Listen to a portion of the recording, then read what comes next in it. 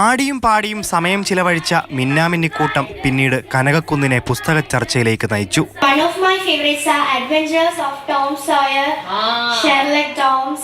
I try to read every day and I love reading books and it's one of my favorite hobbies. So every week I'll read on Saturday and Sunday and I'll finish it. കുട്ടികൾ അവരുടെ വായനാനുഭവങ്ങൾ, പ്രിയ പുസ്തകങ്ങൾ, എഴുത്തുകാർ, കഥാപാത്രങ്ങൾ എന്നിവയെ കൂട്ടുകാർക്ക് പരിചയപ്പെടുത്തി.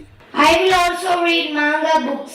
I was waiting. How many of you love manga books? All your Naruto. Then what else is there? Dragon Ball. Yeah, Dragon Ball.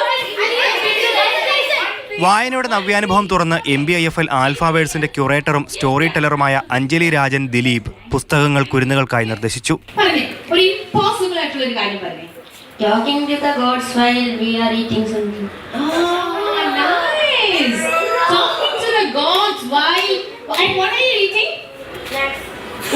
What snacks?